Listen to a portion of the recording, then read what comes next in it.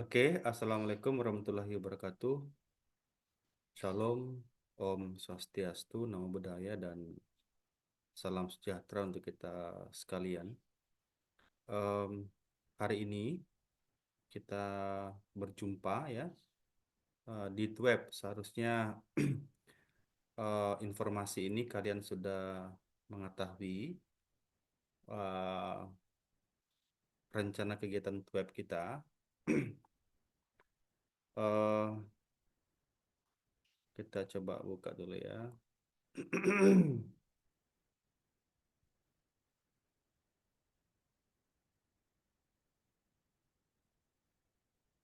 Oke, wait,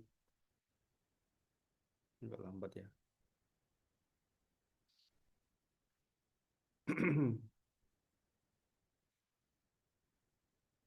Oh,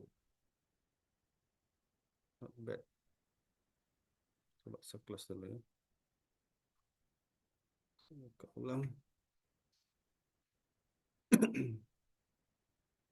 Oke.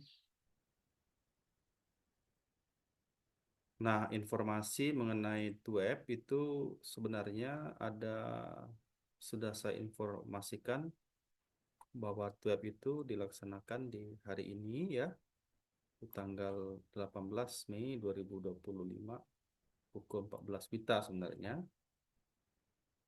Oke, hari ini sebenarnya di web ini seharusnya bisa dimanfaatkan dengan baik oleh seluruh mahasiswa untuk banyak berdiskusi secara langsung terkait dengan beberapa aktivitas pembelajaran yang telah Anda lalui sampai saat ini. Nah, terutama mengenai tugas yang sudah bisa Anda kerjakan. Oke, tugas satunya itu sebenarnya ada di aktivitas belajar keempat, ya, aktivitas belajar keempat. Sebenarnya masih ada waktu sepertinya ya. Tugas satu itu Anda bisa lihat nanti ya. Tugas satu ini ya, batas akhir tugas sampai aktivitas ke-7. Sampai aktivitas ke-7. Jadi hari ini itu sudah di open sampai aktivitas ke-7 sebenarnya. Nah, tugas satunya itu ada di pertemuan aktivitas keempat. Ada di sini ya. Ada di sini. Coba saya lihat dulu berapa orangkah yang sudah kumpul. Baru beberapa ya. Ini no submission nih berarti belum kumpul ini. Belum ada yang dikumpul. Coba lihat yang kedua. Baru satu orang sepertinya di kelas 6 ya. MSIM 4301.6. Nah, seyogianya hari ini itu pertemuan web harusnya kesempatan kalian untuk tatap muka dengan saya Tuton untuk menanyakan segala sesuatu terkait dengan aktivitas belajar yang telah kamu lalui, terutama mengenai tugas, ya tugas pertama. Nah, di aktivitas pembelajaran ini saya kira eh, tidak terlalu rumit ya eh, terkait dengan pemahaman Anda mengenai konsep OOP atau Object Oriented Programming. Terutama di aktivitas kedua ini masih belajar mengenai elemen dasar Java ya, em, tipe data, variable, identify, keyword operator ya, dan seterusnya. eh Kemudian cara menggunakan variabel dalam kelas, dalam objek, dalam metode. Jadi pada intinya sebenarnya adalah kalau kamu sudah pelajari dan lewati aktivitas belajar satu 2 3 ya, satu 2 3 termasuk juga 4 sebenarnya. eh, Terkait dengan definisi kelas dan objek ya. Jadi dalam struktur OP, Anda akan lebih banyak membahas mengenai apa itu kelas, apa itu objek, gitu ya. Kemudian eh, kelas dan objek itu sejatinya memiliki dua karakteristik ya. Jadi setiap kelas itu pasti memiliki yang kita sebut dengan eh, state atau atribut, atau dalam coding program itu disimpan dalam bentuk nama variabel. Dan yang kedua, setiap kelas pun juga memiliki yang disebut dengan metode, tingkah laku, behavior. Metode dalam coding program disimpan dalam bentuk eh, nama metode, fungsi, function, ya. Begitupun juga dengan objek. Jadi objek pun juga memiliki dua karakteristik, dia juga memiliki atribut dan dia juga memiliki eh, metodenya. Hanya saja objek tidak bisa kamu ciptakan kalau kita belum mendefinisikan kelasnya. Karena sejatinya dalam konsep OOP itu objek diciptakan atau dikonstruksi atau dibentuk atau dirancang dari prototype atau blueprint yang telah ditetapkan oleh kelas. Artinya, objek nggak bisa kamu bikin kalau belum ada kelasnya.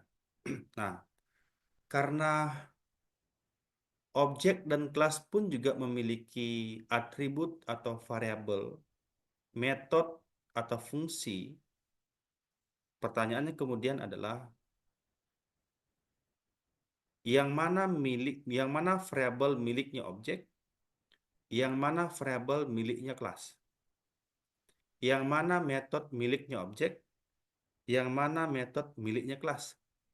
Nah, makanya di sini ada di sub pokok bahasan kedua ini bagaimana cara Anda menggunakan variabel dalam kelas, dalam objek, termasuk juga dalam metode. Gitu ya. Dan sekira mengenai yang ini, tipe data ini di semua hampir semua bahasa pemrograman itu sama saja sih sebenarnya ya. Eh, Tipe data bilangan bulat, tipe data bilangan pecahan, bilangan logik, bilangan karakter gitu ya. Dan samanya adalah range nilainya pasti sama. Jadi kalau tipe bilangan bulat salah satunya adalah byte di Java, byte, short, integer, long gitu ya. Di semua bahasa pemrograman itu pasti sama. Saya berharap Anda masih ingat ya. Kemudian variabel, identify, keyword, dan operator. Oke. Nah, saya akan sedikit bahas mengenai ini karena ini akan apa, menjawab soal tugas satunya nanti ya. Oke, saya saya kira Anda boleh pakai NetBeans, boleh pakai Visual Studio Code juga boleh ya, atau pakai tools yang lain nggak jadi masalah sih. Oke, saya bikin project di sini, new project, Java aplikasi. Misalkan 2025 Universitas Terbuka. Finish. Oh, saya lupa ganti package-nya ya. Oke, 2025 Universitas Terbuka ya ini. Oke, saya bikin package saya satu di sini. New Java package. Ini misalkan latihan satu. Lalu saya bikin kelasnya Java main class. Misalkan nama kelasnya adalah contoh. Oke, oke. Secara umum, kalau saya kasih ini ya, sebesar ini. Oke, strukturnya seperti ini. Oke, nama kelasnya adalah contoh ya. Nama kelasnya adalah contoh. Jadi Anda bisa definisikan sebuah variabel eh, dalam struktur kelas ataukah dalam metode. Ini kan metode sebenarnya nih ya, metode main, program utamanya. Jadi apapun yang kamu bikin, eksekusi program utamanya ada di sini. Jadi kalau misalkan saya definisikan begini, integer, integer eh, nilai nilai satu. Oke, kemudian eh, saya definisikan, mungkin pernah Anda mendengar keyword ini ya, static integer, misalkan hitung atau nilai 2. Oke, kemudian mungkin saya definisikan sebuah fungsi atau function, void hitung, hitung satu misalkan ya. Atau mungkin juga Anda pernah mendengar begini, static void hitung 2.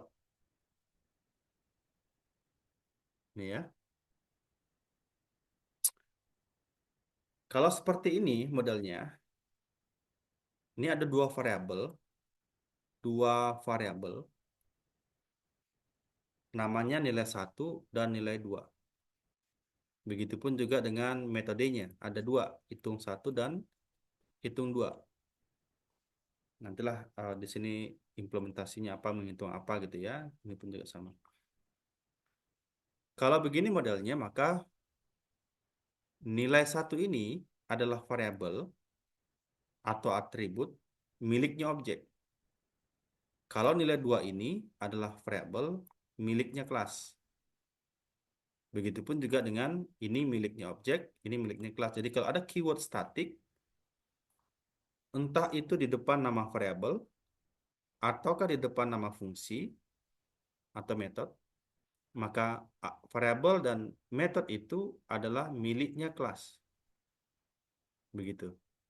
Jadi karena kalau dia miliknya kelas, Anda bisa langsung implementasikan di program utamanya tanpa harus menginisiasi melalui objek.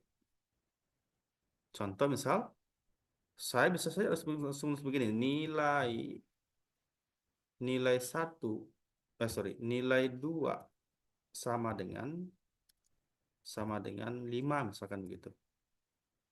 Dan saya bisa langsung hitung, panggil fungsinya, hitung 2 titik koma. Ini benar, ini nggak salah. Tetapi kalau kamu berikan nilai satu sama dengan 2 begini, nilai, sorry, eh, hitung hitung 2 titik koma. Nah, sorry, hitung satu ya. Nah, ini pasti salah nih. Nah, ini dianggap salah ya. Nih. Dia bilang salahnya adalah non-static variable nilai satu cannot be referenced from a static context. Artinya, variabel nilai satu dan metode hitung satu itu adalah variabel dan metode miliknya objek sehingga nggak bisa langsung digunakan begitu ya tanpa harus membuat objek. Jadi, Anda harus mendefinisikan objeknya. Cara bikinnya adalah contoh, misalkan ya, contoh spasi obj1 sama dengan new contoh ini ya. Jadi di sini harus diinisiasi melalui objeknya obj1 titik nilai satu dan obj1 titik hitung satu. Nah, ini baru benar ini. Ini ya. Jadi kamu harus bisa membedakan mana variabel miliknya objek, mana variabel miliknya kelas, mana metode miliknya kelas, mana metode miliknya objek. Gitu.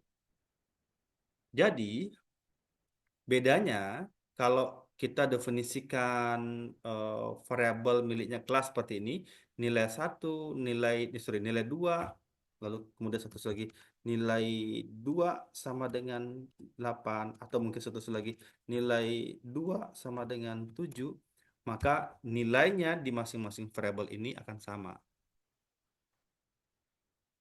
Sama ya, yaitu adalah nilai yang paling terakhir.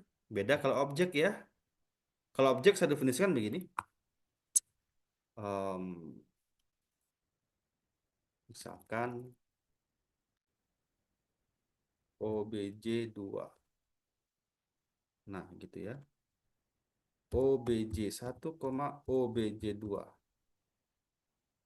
sama dengan new contoh, atau kita bikin satu-satu lagi ini ya. OBJ1, lalu sedikit lagi di sini bawahnya OBJ2. Oke, lalu saya akses lagi. Misalkan di sini OBJ2 titik nilai sama dengan 3. Jadi nilai di sini dan nilai di sini masing-masing nilainya berbeda. Di sini 2, di sini 3. Kalau di sini, kalau kamu kompilasi nanti, nilainya adalah hanya satu saja, 7. Begitu. Jadi harap dipahami mana variabel miliknya kelas, mana variabel miliknya objek, dan mana fungsi miliknya kelas dan fungsi miliknya objek. Oke. Nah, kalau Anda mendefinisikan sebuah variabel di sini, integer, misalkan integer i, ini ya, maka i ini disebut sebagai variabel lokal. Artinya variabel ini hanya bisa diakses di dalam kelas hitung satu. Kalau kamu akses di sini, di luar fungsi hitung satu, i sama dengan 2, ini pasti salah. Ini salahnya ya. Tuh, dibilang cannot find symbol variable i. Dia nggak menemukan karakter atau simbol i. Kenapa nggak ditemukan? Karena i itu adalah variabel yang skupnya hanya sampai di sini saja. Kalau di sini kamu berikan nilainya i sama dengan 2, ya ini benar. Artinya i ini hanya bisa dipakai di sini saja. Beda kalau di sini. Itu scope variabel. Oke, itu yang perlu dipahami di aktivitas belajar ke berapa tadi? Kedua ya. Saya kira mengenai variabel, identify, keyword, Anda sudah pernah pelajari ya. Keyword itu perbendaharaan kata ya. Jadi setiap bahasa pemrograman itu pasti memiliki keyword yang berbeda. Kapan kita gunakan? Ketika melakukan sebuah instruksi. Keywordnya ada banyak tuh, ada if, ada for, ada while, ada abstract, ada void, dan lain sebagainya lah. Banyak banget.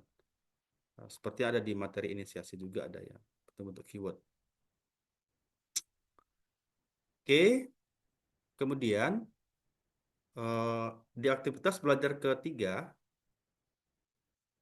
nah ini pemanfaatan string. Array dan string. Nah, array dan string. Jadi, ini juga materi yang Anda pahami untuk menjawab tugas satu sebenarnya. Tugas yang ada nanti di sini di aktivitas 4. Karena Anda harus memanfaatkan array, ya, memanfaatkan array untuk mengidentifikasi atau menginput atau menyimpan nilai-nilai variabel. Gitu ya. Satu variabel bisa menyimpan banyak nilai. Nah, kamu akan butuhkan ini nanti untuk menjawab soal tugas satunya. Beserta metode.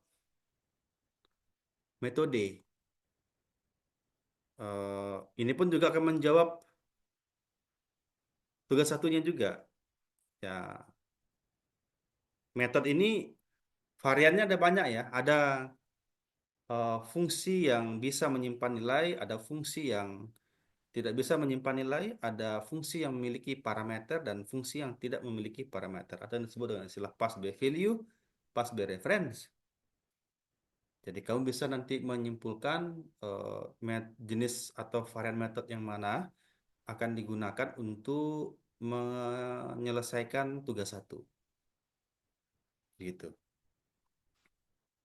Nah, sekira array itu bentuknya ada banyak sih ya, ada disebut sebagai array satu dimensi,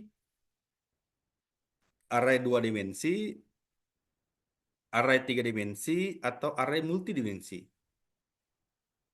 Di tugas satu, sepertinya Anda menggunakan array satu dimensi saja.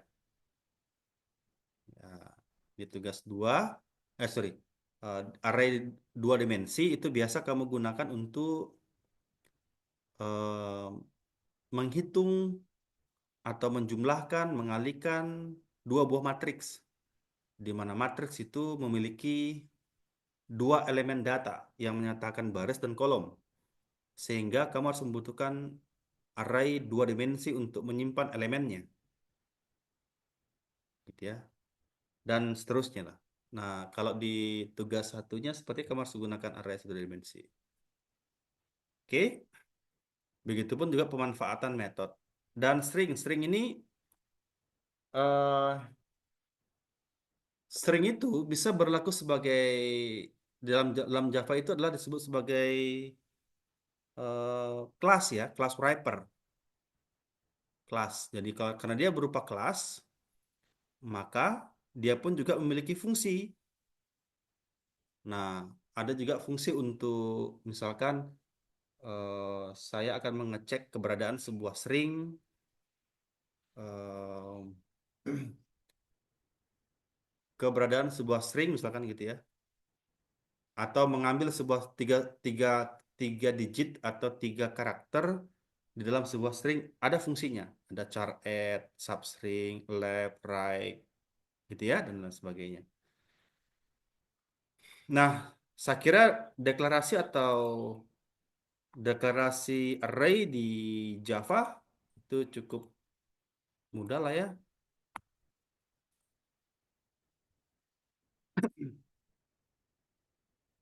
Deklarasi array di Java misalkan integer em, data sama dengan new integer new int, misalkan saya sebut tanggal 5. Nah, data ini variabel ya, yang nantinya bisa menyimpan data sebanyak 5 elemen. Mulai dari data yang ke nol sama dengan misalkan 2 sampai data yang ke satu, 2, 3, satu lagi yang ke 4. Ini. Artinya dia bisa menyimpan sebanyak 5 elemen. Kalau saya simpan lagi elemen yang ke 5 sini, bisa nggak nih? Nih, coba kita tes ya. Sistem titik out dot print line aja ya. Data yang ke nol, ini kita print aja. Yang ke satu, yang kedua, yang ketiga, yang keempat, ya nih. Atau bahkan yang kelima. Nah, kita run.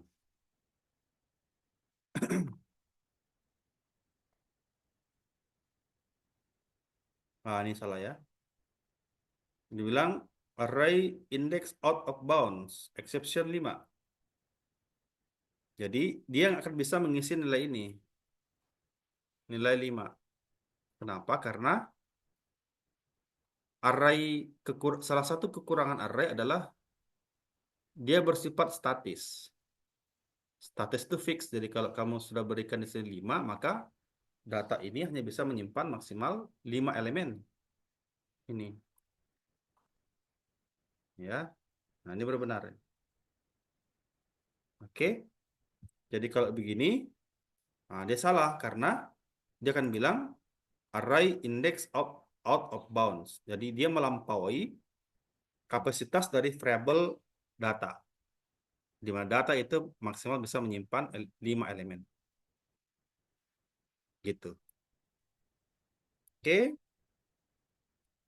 Nah, nanti ini kamu akan gunakan nanti untuk menjawab tugas satunya.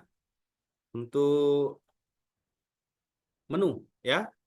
Sorry, menu apa ya? Untuk data kamar. Nah, data kamar. Cuman dia ada nilai yang kamu harus definisikan. Ada 3 parameter yang ada 3 variabelnya ya. Oke. Kemudian yang berikutnya, aktivitas belajar keempat itu belajar mengenai ini juga digunakan untuk menjawab soal tugas satu.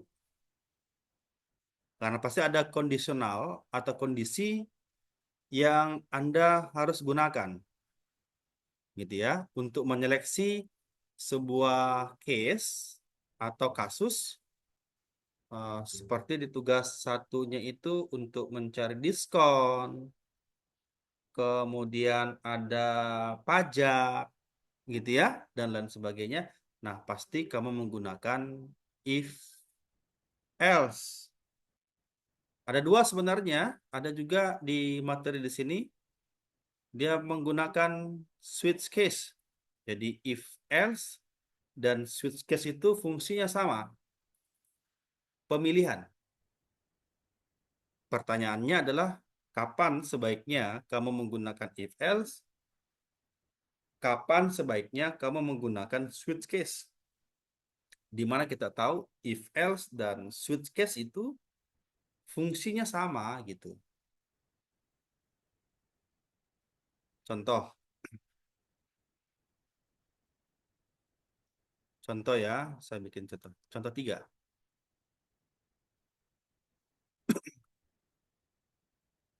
Tiga. Oke, nih. Misalkan saya ingin mencari nilai nilai huruf dari nilai akhir lah begitu ya. Misalkan integer nilai nilai nilai akhir lah atau sesingkat jadi NA. Kemudian string atau char boleh. String. Ya, Pak. Halo? Ya, Pak. Maaf, share screen-nya belum di-share, Pak. Oh, belum saya Iya, share screen ya, sorry, iya, sorry. Pak. Kasih, Pak.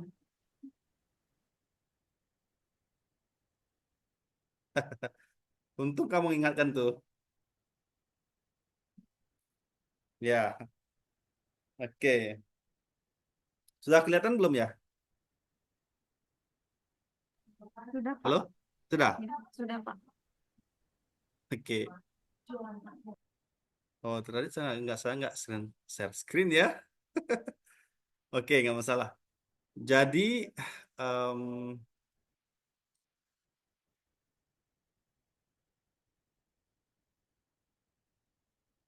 ya, em, tadi sebenarnya saya sudah bahas mengenai apa namanya, mengenai ini pemahaman Anda di apa namanya, di aktivitas belajar kedua terkait dengan tunggu masih loading.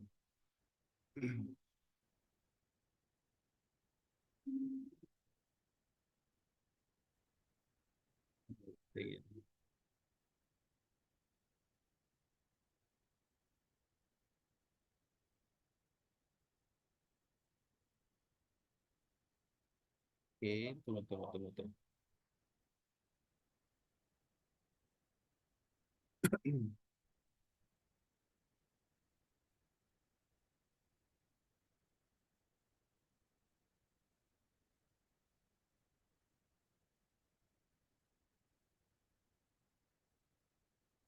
Oke, tadi sebenarnya saya menyinggung pemahaman Anda karena aktivitas belajar kedua, aktivitas belajar ketiga itu akan menjawab tugas satunya yang ada di sini, ya, yang ada di eh, aktivitas belajar keempat. Ini ada tugas satu ya.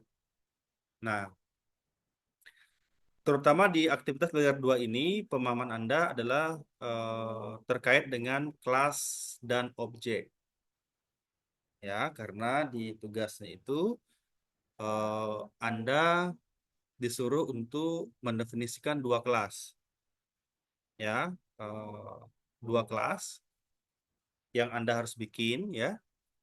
Nah, cuman Anda harus bisa memahami eh, yang mana variabel, ya, variabel miliknya kelas, variabel miliknya objek, gitu ya. Termasuk juga metode miliknya kelas, metode miliknya objek.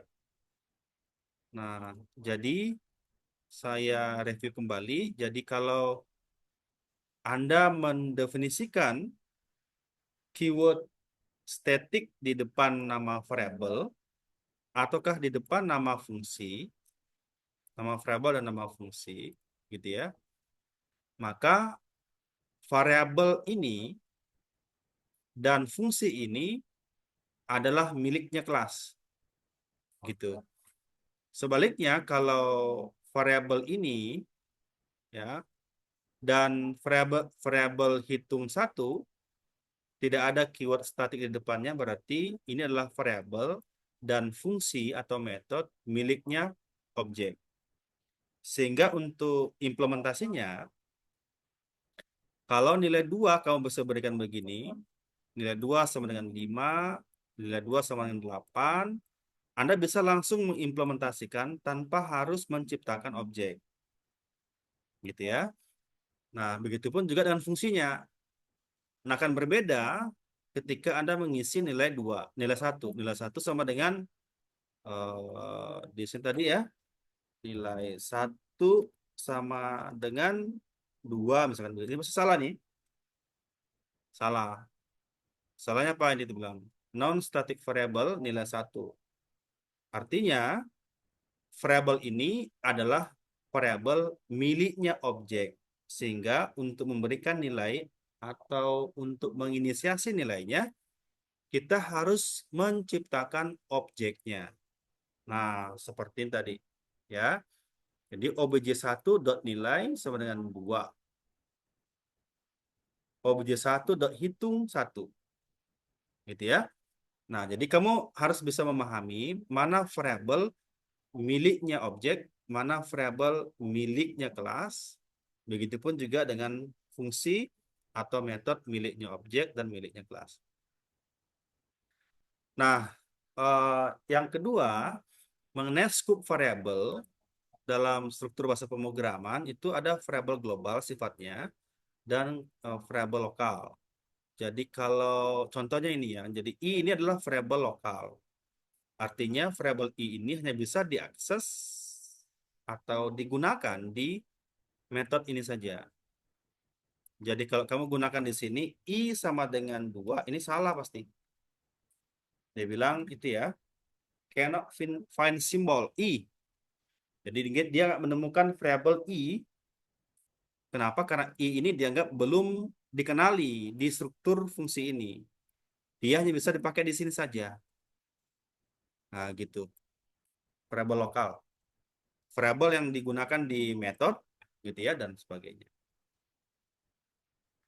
Itu kemudian yang kedua tadi adalah pemanfaatan pemahaman Anda mengenai array. Ya, array dan string gitu ya, sudah tadi saya sampaikan.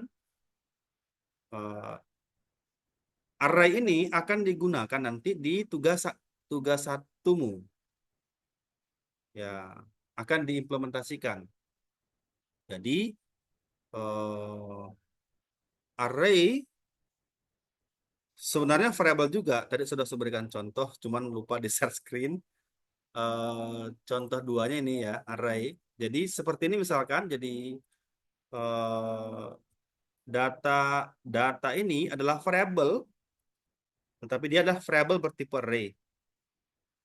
Kalau saya definisikan data sama dengan new integer 5, berarti data ini, variabel ini, dia bisa menyimpan lebih daripada satu data. Kalau begini, berarti dia bisa menyimpan 5 elemen. Dari data yang ke 0 hingga data yang keempat, ini jumlahnya 5. Gitu ya. Cuman ketika Anda mengisi data yang ke 5, ini pas salah. Sama dengan 2 misalkan, atau 3. Ini besar, ini salahnya begini.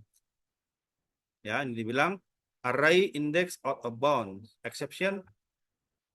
Jadi array ini melampaui kapasitasnya. Kenapa? Karena kamu definisikan array itu 5, maksimal 5, kita mengisi sampai elemen yang ke-6. Maka dibilang array index out of bounds, melampaui kapasitas. Sama halnya ketika Anda mendefinisikan integer byte, ini ya, integer, misalkan variabelnya x. Kalau saya, oh sorry, salah, tak balik ya, byte x gitu ya. Kalau saya tulis x sama dengan x sama dengan 500, 500 ini, nah ini pasti salah nih. Jangan bilang ini ya salahnya tuh. Tuh ya, bilang case 500 to byte. Maksudnya variable x tidak bisa menyimpan nilai 500. Kenapa? Karena uh, Hani masih ingat berapa range nilainya byte?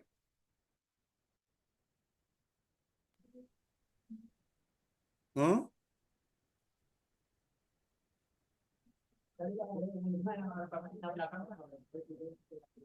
Nggak kedengaran suaranya.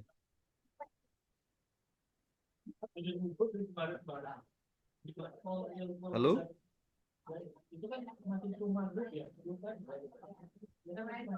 Range nilainya byte itu berapa ya? Dia bisa menyimpan nilai dari 0 sampai dengan 1, 2.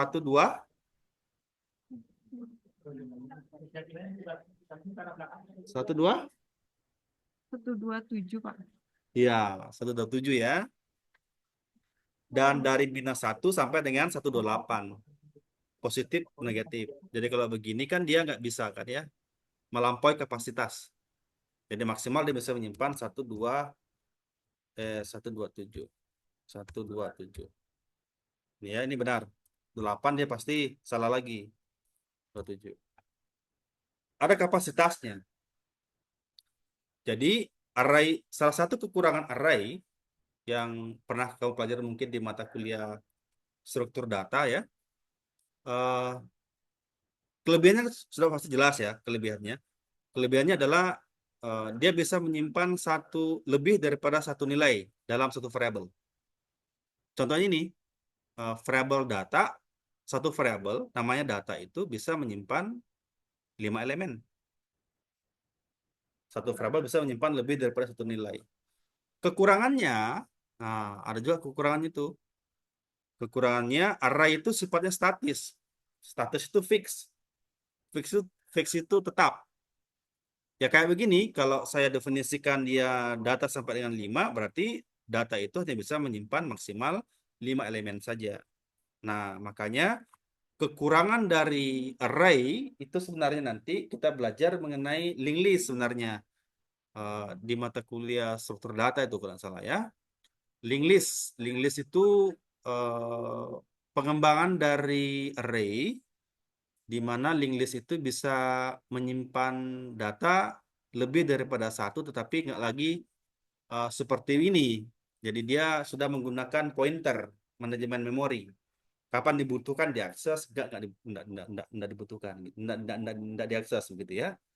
Uh, saya kira kamu sudah pernah belajar linked list lah.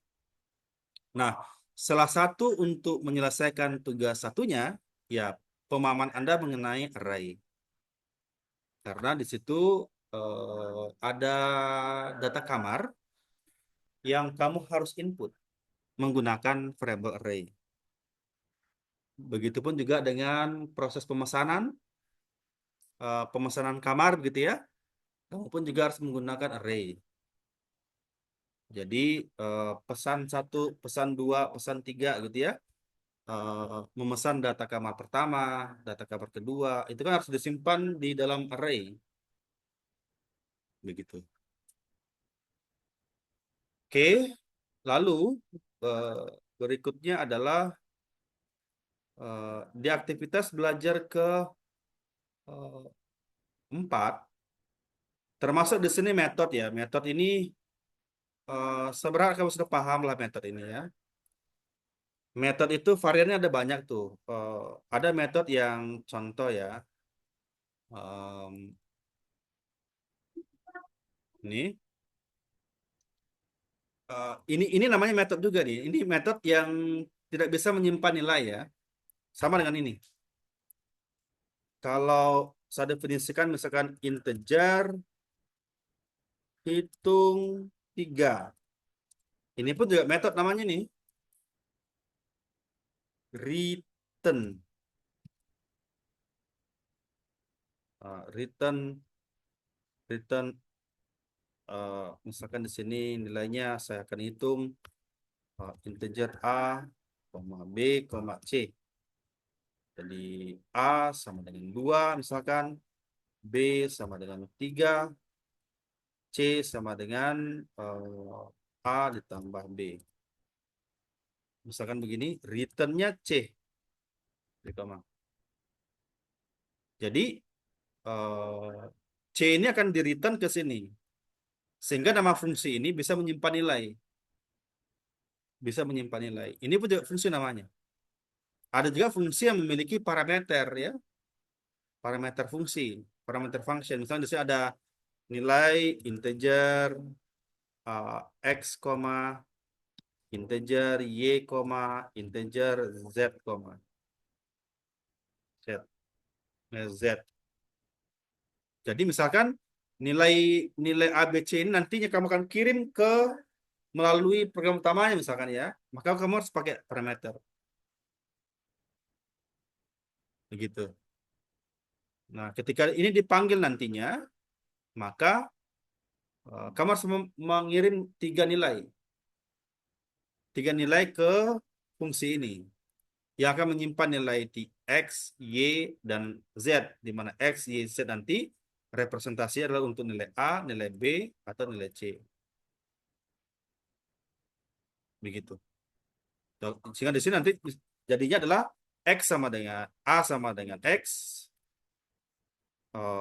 B sama dengan Y misalkan. Misalnya ada juga nilai Z, di sini ada Z,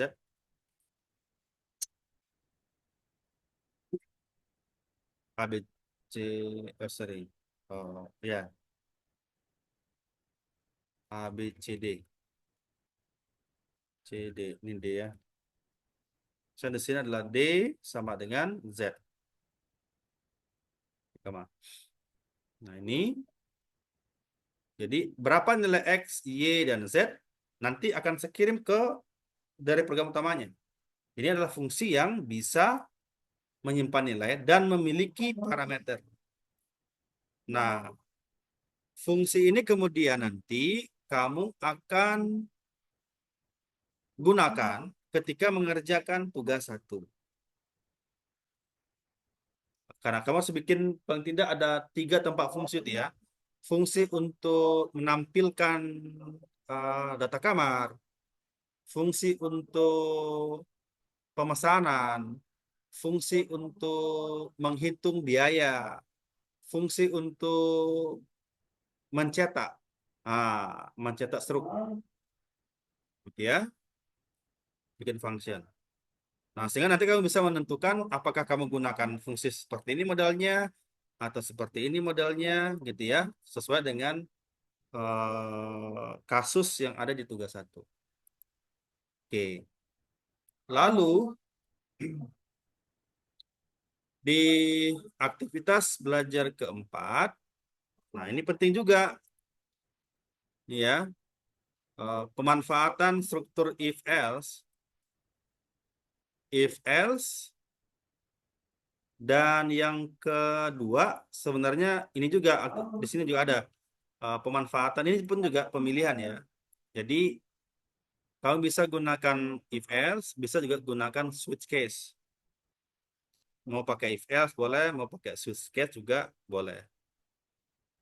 Ya. Pertanyaannya tadi saya sudah sampaikan, kapan sebaiknya Anda gunakan if else, kapan sebaiknya Anda menggunakan switch case. Di mana kita tahu kedua fungsi itu kegunaannya sama.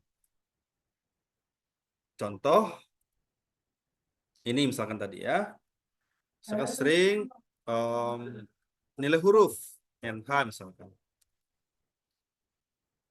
Kalau misalkan nilai hurufnya, nilai akhirnya nanti saya berikan langsung aja lah.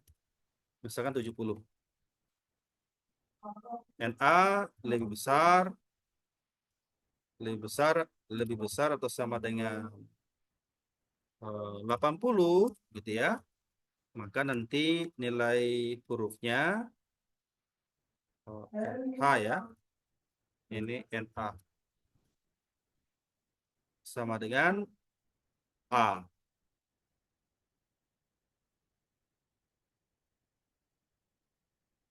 Ini bisa di copy. Else if gitu kan. Misalkan 70, kan di sini adalah B. Else else if misalkan ini adalah 60, maka nilai hurufnya adalah C. Else if ini adalah 40, ini misalkan nilainya D. Else nilai hurufnya sama dengan E. Ini kan ya, jadi koma. Nih.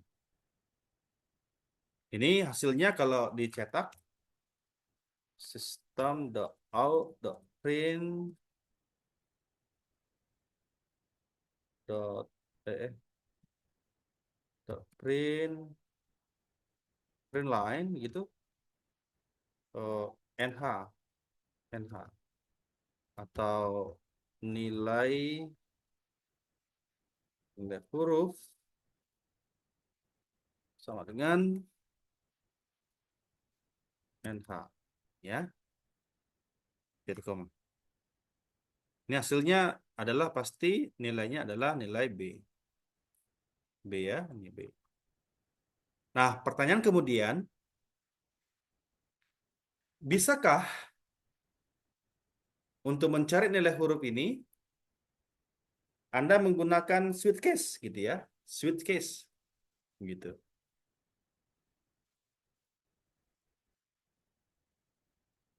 Apa jawabannya, Hani?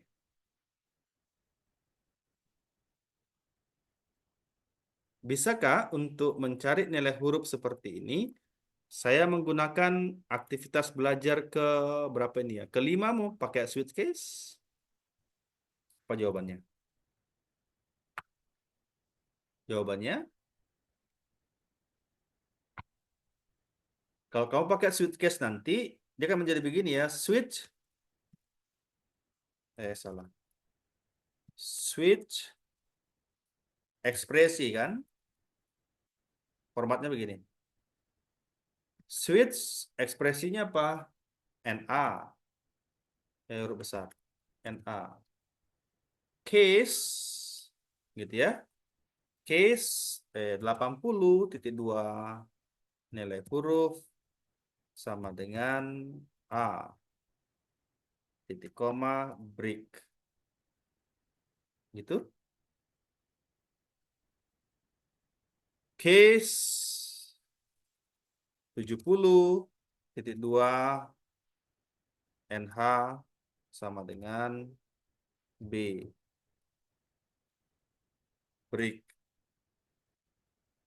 Oke, ini saya copy aja.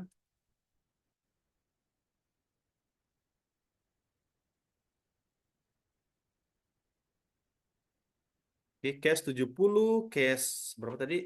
60, ya, ini 40,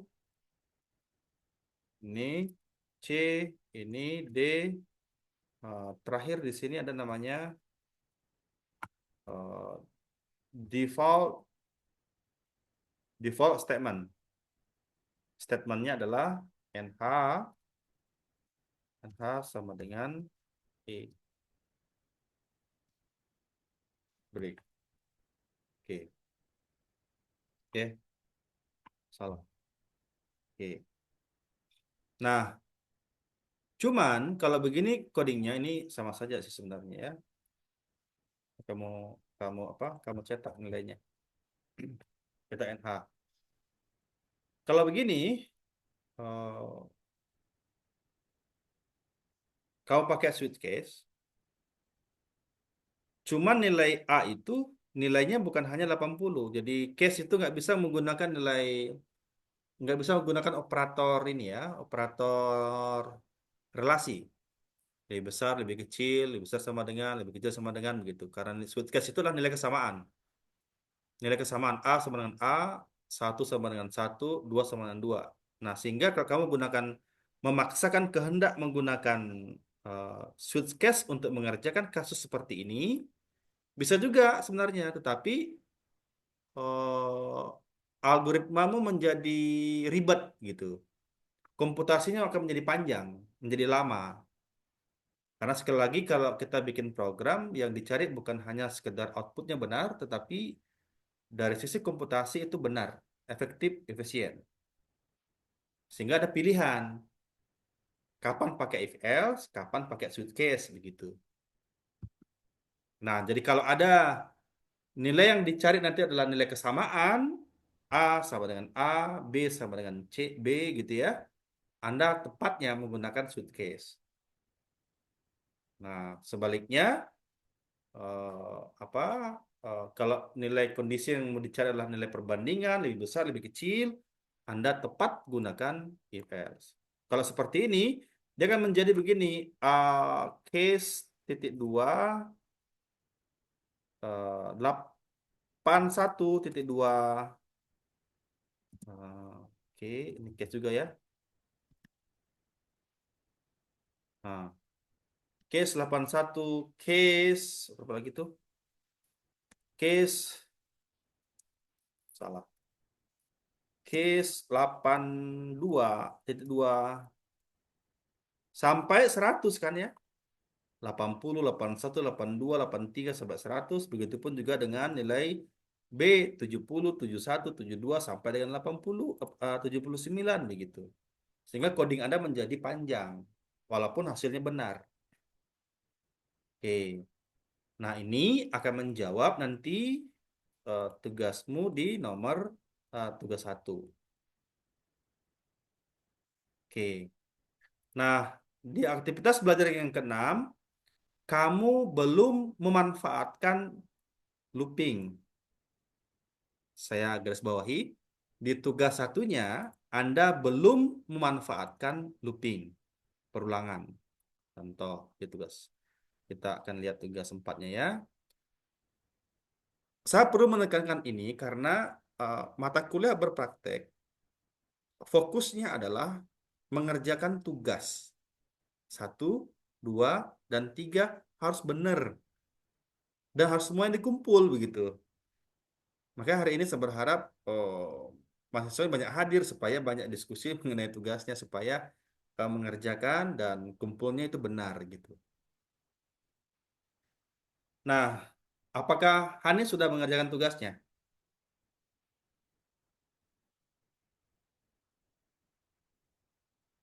Halo? Ya, maaf Pak. Eh, tugas satu sudah dikerjakan. Belum Pak, rencananya sih baru hari ini. Hah? Cuma saya mau tanya Pak, kalau untuk tugas satunya saat kita kan di situ di panduannya tuh kita tuh mengumpulkan videonya tuh harus 15 menit ya Pak. Itu wajib 15 menit gitu Pak. Ya, enggak harus sih 15 menit, tapi kan begini, nanti saya jelaskan ya, nanti saya jelaskan. Ya.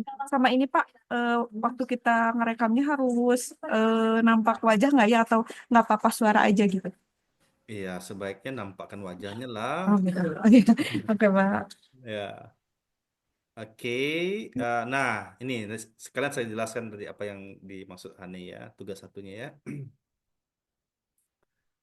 Nah, tugas satu ini masih mudah ya. Jadi eh, tugas satu, tugas dua, dan tugas tiga itu saling berhubungan nantinya. Jadi kalau kamu eh, tidak mengerjakan tugas satu gitu ya, eh ya pasti nggak lulus nanti begitu ya. Karena disyaratkan semua tugas ini kamu harus kerjakan begitu, kumpul. Nah,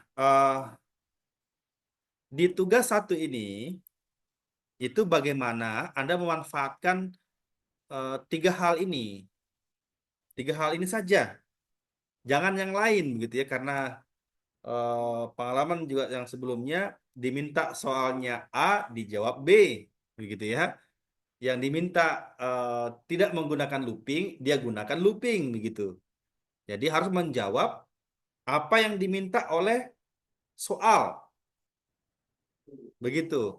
Harus menjawab, saya ya, harus menjawab apa yang diminta oleh soal. Itu kuncinya. Ya, jangan menjawab di codingnya kalau nggak diminta. Paham ya?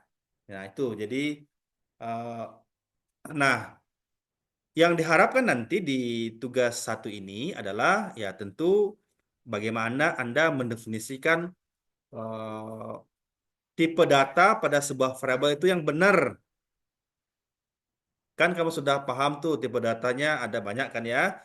Ada tipe data bilangan bulat, itu ada byte, ada short, ada integer, ada long integer. Ya kan? Kapan kamu pakai byte, kapan kamu pakai long integer, kapan kamu pakai integer. Gitu kapan kamu pakai short itu juga menentukan gitu ya, jadi sesuaikan dengan kasus yang akan dikerjakan nanti ini di bawah ini.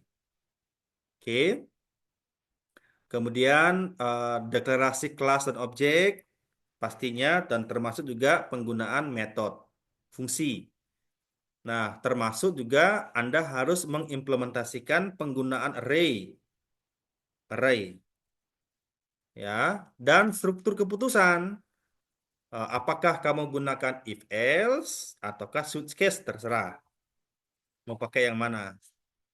Ya, boleh. Nah, soalnya ini ya, jadi ada 4 bagian penting di sini sebenarnya. Yang pertama adalah input data kamar. Ya. Nah, dalam input data kamar ini nantinya ini ya, program harus memiliki data kamar hotel. Yang nanti data kamar hotel itu disimpan dalam bentuk array. Ya, disimpan dalam bentuk array. Nah, apa yang disimpan dalam bentuk array itu? Nah, ini dia memiliki atributnya nanti nih. Ada nomor, nomor kamar, tipe kamar, harga per malam, dan status ketersediaan. Ini ada dua tuh, tersedia dan tidak tersedia. Oke. Kemudian yang berikutnya minimal terdapat 4 tipe kamar yang kamu akan inputkan nanti. Ada standar, ada deluxe, ada superior, ada suite. Oke. Dan yang kedua, ada bagian untuk pemesanan kamar. Jadi, program harus memungkinkan pelanggan untuk memesan kamar hotel berdasarkan daftar kamar yang tersedia. Nah, ini tadi fungsi string tadi ya, untuk mengecek apakah string yang kami inputkan itu sama tidak dengan yang ada dalam array. Jangan sampai data kamar cuma ada 4, 101, 102, sampai 104. Kamu input pemesannya 105. Kamu itu pesan nanti bahwa kamar itu tidak tersedia. Nah, untuk mengecek berarti itu gunakanlah fungsi string nantinya. Oke. Nah, maksimal pelanggan itu boleh memilih 3 kamar. Oke, 3 kamar. Maksudnya maksimal yang diinput bisa diinput adalah 3 kamar. Oke, misalkan input 101, lama inapnya 3 malam, enter, input lagi kah ataukah tidak gitu ya. Input lagi data kamar yang kedua, yang ketiga, maksimal 3. Lalu Anda disuruh menghitung biaya, total biaya. Ya, ketentuan ini ada tentunya untuk menghitung pajak dan biaya layanan termasuk diskon, kamu harus menggunakan struktur keputusan if else ataukah switch case. Kalau dalam kasus ini yang tepat Anda menggunakan if else. Oke, dan terakhir mencetak seru. Nah, ini petunjuknya. Jadi nanti kalian harus membuat kelas kamar, dan kelas main. Kamu kan bikin 2 kelas. Bisa dipisah kelasnya boleh. Pisah file maksud saya boleh. Kelas kamar, satu file kelas kamar. Ataukah dalam satu file digabung 2 kelas juga boleh. Kelas kamar nantinya ini memiliki atribut ada nomor kamar, tipe kamar, harga per malam, dan status ketersediaan. Silakan definisikan nomor kamar ini bertipe apa, tipe kamar bertipe data apa, harga kamar bertipe apa. Tentukan tipe datanya dengan benar. Oke. Nah, kemudian di kelas main nanti itu ada fungsi. Ada 4 fungsi yang kamu harus bikin.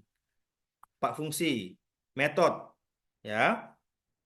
Ada fungsi untuk menampilkan data kamar. Jadi ketika saya kompilasi programnya, yang tampil nanti di layarnya pertama kali adalah daftar kamar.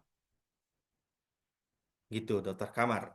Kemudian fungsi untuk mengolah reservasi, pemesanan, menghitung total biaya, dan mencetak seru. Kamu harus menggunakan array pasti, gunakan struktur keputusan pemilihan, pakai if else atau switch case terserah. Nah, ini sudah dikasih tebal. Jangan menggunakan looping. Ya, jangan menggunakan perulangan belum. Nanti ada saatnya Anda menggunakan looping. Nah, jadi bagaimana Pak caranya untuk mengakses elemen array tadi? Maka kamu harus mengakses satu persatu. Seperti ini tadi saya contohkan. Ini ya, kamu mengakses elemen array, array yang ke-1, array yang kedua, array yang ketiga, array yang keempat gitu ya. Akses indeks elemennya satu persatu. Karena Anda dilarang menggunakan looping. Kalau menggunakan looping ini saya bisa ubah ini menjadi 2 baris saja ini benarnya kalau menggunakan looping. Oke. Dan menampilkan skenario yang berbeda. Misalkan nanti Anda input 1 kamar atau 2 kamar, bagaimana hasilnya? Nantilah coba dijelaskan dalam bentuk video. Ya. Nah, video pembelajaran ini em, di sini maksimal 15 menit. 15 menit. Ya, kalau 20 menit masih bisa lah ya. Tetapi nanti saran saya sih em, videonya ini wajib dibikin ini ya, wajib dibikin. Saya ulangi, video ini wajib dibikin, ada poin penilaian untuk video. Jadi kamu menjelaskan, jadi Ada juga itu mahasiswa yang kumpul di kelas yang satunya ya. Ada gambar, nggak ada suara. Nah, itu yang tidak boleh. Ya, ada gambar kamu menjelaskan codingmu, maksudnya apa, kamu menjelaskan gitu ya. Ada suara oralmu begitu. Nggak usah Mi, ada musik. Ini sering juga saya dapatin dia kirim mahasiswa kirim video, nggak ada suaranya, hanya musik saja. Ada gambar-gambar apa Min maksudnya? Ya, jadi kamu menjelaskan struktur coding dari baris pertama sampai dengan baris terakhir dan hasilnya bagaimana. Kenapa nih? Eh, Kak, jadi maksudnya saya udah nyiapin dulu codingnya nih Pak di awal kan. Jadi waktu kita bikin rekam tuh udah tinggal nampilin hasilnya aja kan, nggak saat kita bikin dari awal sampai akhir Oh gitu iya, kan ya Pak. Soalnya iya. kan panjang gitu kalau dari Iya awal sampai pasti, akhir. pasti. Jadi kamu bikin dulu di codingmu ya, codingmu setelah kamu bikin dan mungkin menurutmu sudah benar gitu ya, itulah kamu kemudian kamu menjelaskan.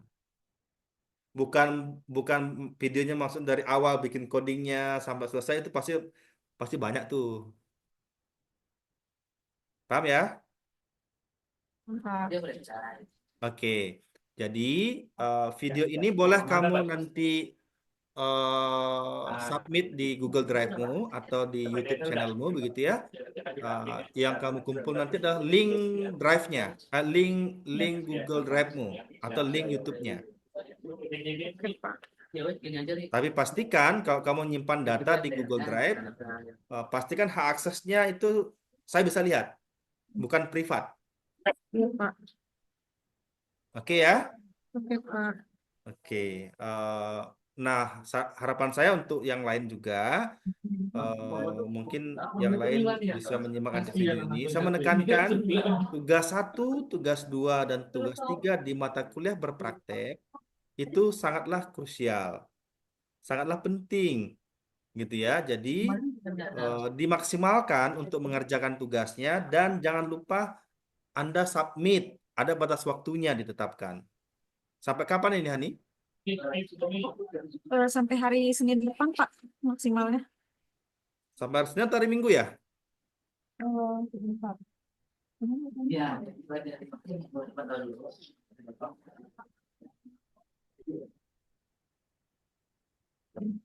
Minggu kali. Senin, Pak, tanggal 12 Mei. Ah ya, 12 Mei ya. Jadi masih ada waktu ini, masih ada beberapa hari lagi. Jadi mungkin nanti bisa di apa mahasiswa yang lain yang nggak hadir hari ini, tolong tugasnya di submit dan usahakan dicek validasinya dulu ya. Saya lihat di sini saat ini yang baru kumpul tugas baru satu orang, kalau tidak salah. Ini ya, baru satu orang dari 20 mahasiswa yang ada di kelas ini. Jadi yang lain belum, masih ada waktu. Sekali lagi saya ulangi, tag apa garis bawahi, jangan mengerjakan tugasnya di luar apa yang diminta. Ya, jadi contohnya nih, ya nomor poin 5, jangan menggunakan perulangan dulu di tugas satu ini. Nanti ada waktunya Anda menggunakan itu. Gitu. Oke, jelas? Jelas, Pak. Ada hal yang ditanyakan lagi ya nih? Udah cukup, Pak. Cukup ya. Nah, mudah-mudahan tugasnya sudah bisa segera dikerjakan. Jangan menunggu di hari terakhir, Hani ya. Iya, Siapa tahu Pak. servernya down begitu. Iya, Pak. Baik, Kalau Pak. misalkan sudah selesai besok, langsung kumpul saja. Banyak kemarin kita tahu ada Terima kasih, Pak. itu kira cuma Oke, saya kira begitu untuk hari ini. Dan web berikutnya, harapan saya, kamu pantau di e-learning ya, karena saya informasikan itu pasti di ini. Saya pasti informasikan webnya pasti di sini nih ya. Kapan saya laksanakan web begitu. Nah harapannya mahasiswa tuh hadir untuk berdiskusi mengenai tugas yang kan sebenarnya dikerjakan. ya coba turun Baik, Pak. Begitu. Nanti web 2 itu akan dilaksanakan lagi di aktivitas belajar ke berapa ya? 10 ya? Ya, 10 web 2. Kemudian web ketiga akan dilaksanakan di aktivitas belajar ke 14 kalau tidak salah. Ya. Jadi 6, 10, 14. Jadi nanti di aktivitas belajar ke 10 kita akan membahas detail mengenai tugas 2-mu gitu maksudnya. Apa yang harus ada di tugas 2 akan dijelaskan nanti di web 2. Oke? Begitu ya. Oke, sekarang demikian. Nanti rekaman ini saya juga akan upload di sini. Terima kasih Hani atas kehadirannya. Selamat sore. Sore Pak, terima kasih Pak. Iya, iya.